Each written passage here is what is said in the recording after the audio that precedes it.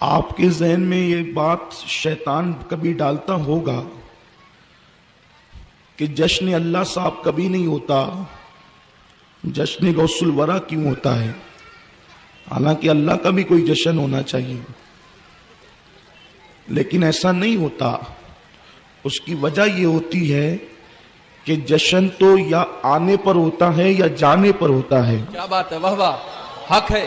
اور اللہ آنے سے بھی پاک ہے اور جانے سے بھی پاک ہے۔ سبحان اللہ، سبحان اللہ۔ اس لیے کبھی اللہ کا جشن نہیں ہوتا۔ تو شیطان اگر کبھی دماغ میں کوئی بات ڈالے کہ ہم بندے تو اللہ کے، پھر ہم اللہ کا جشن کیوں نہیں مناتے؟ یہی تو فرق ہے مشرکین اور ہم میں، کہ مشرکین اپنے معبودوں کا جنم دن بھی مناتے ہیں اور ان کی عبادت بھی کرتے ہیں، لیکن ہم لوگ اللہ تبارک و تعالیٰ کے نہ جنم کے قائل ہیں اور نہ جنم دن کے قائل ہیں۔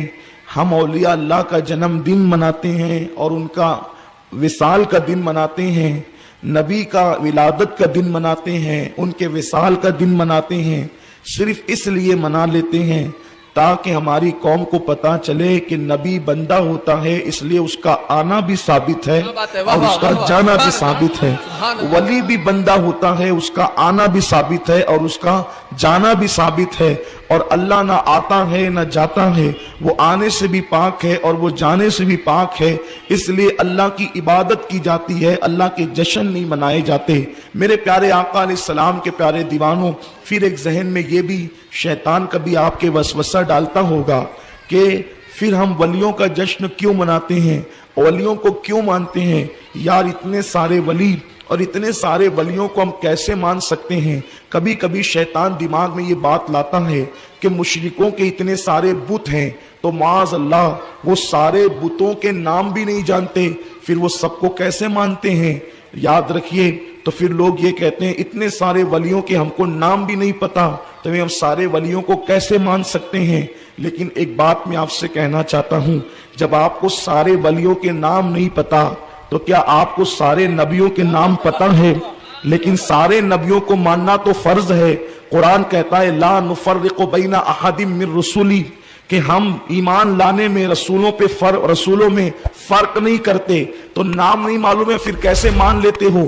کم و بیش 1,00,000 یا 2,24,000 انبیاء کرام زمین پر آئے، ارے سب کے نام تو نہ قرآن میں آئے نہ حدیث میں آئے، اور سب کے نام نہ کسی محدث نے بیان کیا نہ کسی مفسر نے بیان کیا، پھر ہم ان کو کیسے مانتے ہیں؟ ہم ان کو ایسے مانتے ہیں اللہ جو بھی تیرا نبی ہے ہم اس پر ایمان لائے، اسی طرح ہم ولیوں کو اس شان سے مانتے ہیں اللہ تیرا جو بھی ولی ہے ہم اس کو عقیدت اور محبت کے ساتھ خراج پیش کرتے ہیں۔ لیکن کچھ مشہور اولیاء کرام ایسے ہیں جن سے ہم محبت کرتے ہیں، ان سے پیار کرتے ہیں، ان کی بارگاہ میں ایصال ثواب کرتے ہیں، ان کی بارگاہ میں خراج عقیدت پیش کرتے ہیں، کبھی حضور غوث الاعظم دستگیر کا جشن مناتے ہیں، کبھی سرکار غریب نواز کا جشن مناتے ہیں۔ قدیم یہ طریقہ چلا آ رہا ہے کہ جب اولیاء کرام کا دن آتا ہے، وصال کا دن، تو اس دن فاتحہ کی جاتی ہے، یعنی جس کو ہم اور آپ اپنی زبان میں ہندوستانی لب و لہجے میں اس کو نیاز شریف کہتے ہیں۔ تو یہ بہت پرانی رسموں بزرگوں سے چلی آ رہی ہے۔ یہ کیا ہوتا ہے؟ نیاز کہتے کسے ہیں؟ کبھی کبھی ہمارے بچے جو بیچارے زندگی بھر شراب کے اڈوں پر جنہوں نے زندگی گزاری، جوؤں کے اڈوں پر جنہوں نے زندگی گزاری، جنہوں نے انٹرنیٹ پر زنا دیکھتے ہوئے زندگی گزاری، ان نوجوان بچوں کو پتہ نہیں چلتا کیونکہ وہ قرآن نہیں پڑھتے، وہ حدیث نہیں پڑھتے، تو وہ لوگ کہتے یہ نیاز کون سی بدعت آ گئی۔ تو ظاہر سی بات ہے ان بچوں نے جب ادھر ادھر آوارگی میں زندگی گزاری، مدرسہ کا منہ نہیں دیکھا، علماء کی صحبت اختیار نہیں کی، تو کبھی کبھی ایسے بچے اعتراض کر جاتے ہیں۔ تو ایسے میرے نوجوانوں کی اصلاح کے لیے آج میں یہ بات بتانا چاہتا ہوں کہ میرے بھائیوں، اگر آپ آوارگی کے راستے سے توبہ کر کے علماء حق کی صحبت میں بیٹھیں گے تو آپ کو پتا چلے گا کہ ہمارے بزرگوں نے جو کچھ کیا ہے وہ قرآن اور حدیث سے ہٹ کر نہیں کیا ہے، بلکہ آپ جس راستے پر ہو وہ قرآن اور حدیث سے ہٹا ہوا راستہ ہے، کیونکہ ہمارے بزرگوں نے انٹرنیٹ پر کبھی زنا کے مناظر نہیں دیکھے، ہمارے بزرگوں نے کبھی تاش کے پتے نہیں کھیلے، ہمارے بزرگوں نے کبھی ہیروں کی طرف بال نہیں کٹایا، ہمارے بزرگوں نے کبھی جو ہے وہ آوارگی کا راستہ اختیار نہیں کیا۔ لیکن میرے عزیز، میرے نوجوان، تجھے شیطان शैतान ने यरगमाल बना लिया है, तुझे शैतान ने अगवा कर लिया है मेरे भाई। इसलिए शैतान तेरे दिल में कभी नमाज के खिलाफ वसवसा पैदा करता है, तो कभी वलियों के खिलाफ वसवसा पैदा करता है, तो कभी न्यास के खिलाफ वसवसा पैदा करता है। लेकिन मेरे अजीज, अगर शैतान तेरे दिल में वसवसा पैदा करने के लिए है तो रहमान ने उलमाए हक को भी पैदा किया जो दलील देकर तेरे दिल का वसवसा दूर कर दे। मेरे वो नौजवान जो इस तरीके से वसवसात का शिकार है, मैं उनको बताना चाहता हूं औलिया अल्लाह की हम न्यास क्यों करते हैं और उनकी न्यास करने के पीछे हिकमत क्या है। तो अगर आप तवज्जो करेंगे तो आपको कुरान भी मिलेगा और हदीस भी मिलेगा। पहले जिन नौजवानों को जिन्होंने कभी न्याज नहीं की है, बुजुर्गों की फातिहा नहीं दिलाई है, उनको ये पता नहीं है कि न्याज और फातिहा कहते किसको है, क्योंकि उन्होंने तो इधर उधर जिंदगी गुजारी। तो अब उन लोगों को ये बात पहले समझाई जाए कि न्याज किसे कहते हैं, फातिहा किसे कहते हैं, उर्स किसे कहते हैं। तो मेरे अजीजों, आपको बताता हूं, जब किसी बुजुर्ग के विसाल का दिन होता है या हम उनकी कभी यादगार मनाते हैं तो हम अपने घरों में खाना पकाते हैं और खाना पकाकर उस खाने पर सूरे फातिहा यानी अलहम्दु शरीफ पढ़ते हैं, कुल अल्लाह शरीफ पढ़ते हैं और फिर कुरान मुकद्दस की उन आयतों का सवाब और उस खाने का सवाब हम अल्लाह की बारगाह में पेश करते हैं। अल्लाह, इसका हमको जो भी सवाब मिलेगा वो सवाब फुला वली को दे दे, फुला नबी को दे दे, फुला नेक बंदे को दे दे। तो चूंकि इस्लाम का ये नजरिया है कि हम कब्र में जाने वालों के लिए जो भी नेक अमल करते हैं उसका सवाब अल्लाह ताला उनको पहुंचाता है और हमारे सवाब में भी अल्लाह कमी नहीं फरमाता। इसको कहते हैं न्याज शरीफ। अब इसके करने के हवाले से ये जायज है या नाजायज है। अब वो जो खाना न्याज शरीफ का होता है हम उसको मुसलमानों को खिलाते हैं, कभी गरीबों को भी खिलाते हैं, कभी अमीर गरीब दोनों को खिलाते हैं, हम खुद भी खाते हैं। मेरे आका सल्लल्लाहु अलैहि वसल्लम के प्यारे दीवानों, तो अब आप बताएं कि इसमें नाजायज काम कौन सा है, खाना या पानी फौत शुदा बंदे के लिए दूसरे नेक बंदों को या गुनेगारों को या अमीरों को या गरीबों को खिलाना, तो इसका सबूत कहां से है। तो पहली बात मैं आपको बताऊं, आप देखें ये न्याज शरीफ जो की जाती है ये अल्लाह के बंदों को जो खाना खिलाया जाता है। दरअसल बात यह है, हिंदुस्तान में पहले न्याज शरीफ का रिवाज घर घर में था और मुसलमान जब वलियों के नाम से, नबियों के नाम से न्याज करते थे तो मुसलमानों को बुला बुला करके खिलाते थे। लेकिन जब अंग्रेज हिंदुस्तान आया तो चूंकि अंग्रेज तन का गोरा मन का काला, आज हमारा मुल्क जो है यौम जमहूरिया भी हमारे मुल्क में मनाया गया, तो ये जो अंग्रेज ऐसा बदबख्त है इसकी ये साजिश थी कि लड़ाओ और हुकूमत करो।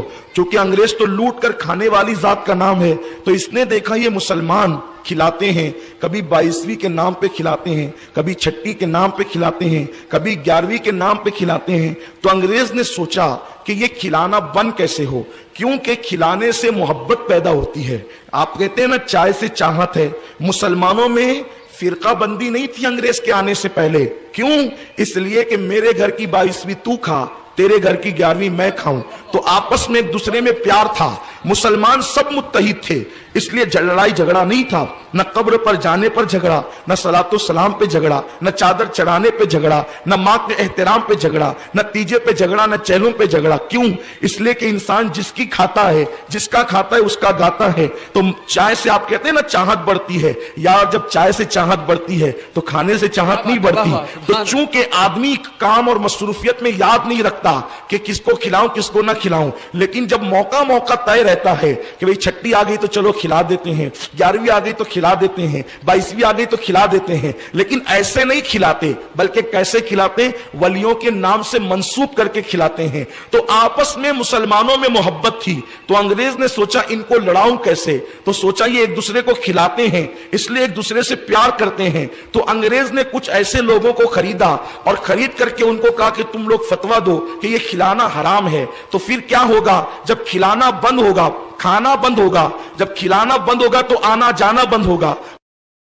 खाना जाना बंद होगा, आना जाना बंद होगा तो फिर दूरियां पैदा होगी, और जब दूरियां पैदा होगी तो मुसलमानों के अंदर लड़ाइयां पैदा होगी। देखा कितनी दूर की कौड़ी लाया अंग्रेज, लेकिन इतनी समझ उसको आती है जो बाबे मदीनतुल इल्म से वाबस्ता रहता है, वरना लोग इतनी दूर तक कभी सोच भी नहीं सकते। अब आप मुझे बताएं, ये अंग्रेज ने मना किया हिंदुस्तान के अंदर कि खाना खिलाना जायज नहीं, वरना अंग्रेज से पहले शाह वलीउल्लाह मुहद्दिस देहलवी, आप उनकी किताब उठा करके देखें, फतावा अजीजी उठाकर देखें, तफसीर अजीजी उठाकर देखें, ये अंग्रेज के पहले के बुजुर्ग हैं। ये अपनी किताब फतावा अजीजी में फरमाते हैं, किसी ने पूछा कि जो वो मुहर्रम शरीफ की सबील लगाना कैसा और बुजुर्गों के नाम पे फातिहा दिलाना कैसा, वो आप फरमाते हैं कि तू बात करते हैं सबील लगाने की और न्यास करने की, ये जायज है, और सिर्फ जायज नहीं है बल्कि ये काम सिर्फ जाहिल नहीं करते बल्कि शाह अब्दुल अजीज जैसा मुहद्दिस भी करता है। फरमाते हैं ये काम मैं खुद भी करता हूं, फतावा अजीजी के अंदर ये बात मौजूद है। अब शाह अब्दुल अजीज मुहद्दिस देहलवी कब के बुजुर्ग हैं? शाह अब्दुल अजीज मुहद्दिस देहलवी आज से तकरीबन 300 साल पहले के बुजुर्ग हैं। अब बताओ, इसका मतलब 300 साल पहले हिंदुस्तान के अंदर मुहद्दिस भी, मस्जिद के इमाम भी और अवाम भी सभी न्यास किया करते थे। अब बात यह है कि शाह अब्दुल अजीज साहब करते थे, शाह वलीउल्लाह साहब करते थे, शाह अब्दुल रहीम साहब करते थे, शाह वलीउल्लाह साहब 350 साल, शाह अब्दुल रहीम साहब 400 साल, फिर उसके बाद हजरत मुजद्दिद अल्फसानी, ये भी 400 साल पहले के बुजुर्ग हैं तकरीबन कमोबेश, ये खुद भी करते थे। ये खुद मकतूबात इमाम रब्बानी हजरत मुजद्दिद अल्फसानी के अंदर यह बात लिखी हुई है कि हजरत शेख अहमद सरहिंदी मुजद्दिद अल्फसानी, जिनकी निस्बत से उनके सिलसिले के मुरीदीन अपने आप को नक्शबंदी मुजद्दिदी कहते हैं, तो नक्शबंदी मुजद्दिदी होने के लिए शाह शेख अहमद सरहिंदी फारूकी मुजद्दिद अल्फसानी के नक्शे कदम पर चलना जरूरी है। भाई अमीनुल कादरी का ग्रुप का कोई आदमी होगा तो उसको अमीनुल कादरी के नक्शे कदम पे चलना होगा। मेरी एक मिसाल दे रहा हूं, मेरे नक्शे कदम पे चलने की बात नहीं करता, मेरी कोई औकात ही नहीं है, लेकिन एक एग्जांपल दी जाती, मिसाल दी जाती है। अगर कोई कारी गुफरान साहब, मौलाना गुफरान साहब के ग्रुप का आदमी होगा कि उनका मुरीद होगा तो उसको चाहिए कि वो उनके नक्शे कदम पे चले, यही है ना। तो मुजद्दिद अल्फसानी फरमाते हैं, अपने मकतूबात शरीफ में छपे हुए हैं, वो फरमाते हैं कि जब मैं फातिहा देता था तो फातिहा देते वक्त मैं जो है वो सिर्फ अहले बैत अतहार के नाम का जिक्र कर देता था कि अल्लाह इसको अहले बैत की बारगाह में नजर कर दे, और सहाबा का नाम ले लेता था कि सहाबा को नजर कर दे, लेकिन मेरी तवज्जो इस तरफ नहीं जाती थी, मैं उम्मतुल मोमिनीन के नाम छोड़ देता था। तो एक दिन मेरे ख्वाब में हुजूर तशरीफ लाए और मुझे आकर के फरमाया, अहमद सरहिंदी, मैं आयशा के हुजरे में रहता हूं और मुझे खाना पानी आयशा के हुजरे में पहुंचाया जाता है। फरमाते मैं ख्वाब से बेदार हुआ तो मुझे पता चल गया कि मैं फातिहा में हजरत आयशा सिद्दीका का नाम नहीं लेता था। तो हुजूर ने मुझे तंबीह फरमाई कि तू जिस तरीके से सहाबा और अहले बैत के नाम लेता है उस तरह मेरी बीवी का भी नाम ले लिया कर। अब आप मुझे बताएं, अगर ये शेख अहमद सरहिंदी फातिहा करते तो हुजूर को यह करना चाहिए कि तू कौन सी बिदअत करता है, लेकिन हुजूर फरमाते जैसे सबके नाम लेता है वैसे आयशा का नाम भी ले लिया कर फातिहा के अंदर। अब आप मुझे बताएं, इतना वाज़ेह सबूत है, ये इतने बड़े बुजुर्ग लोग हैं, ये सब लोग फातिहा और न्यास करते थे। चलो ये बुजुर्ग लोग तो करते थे, लेकिन क्या कुरान में है? बिल्कुल है। कुरान में अल्लाह ने न्यास करने वालों को जन्नती बताया है। कुरान में अल्लाह ने बताया है जन्नती।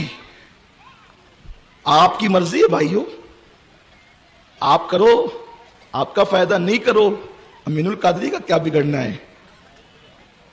आप करो, आपका फायदा नहीं करो।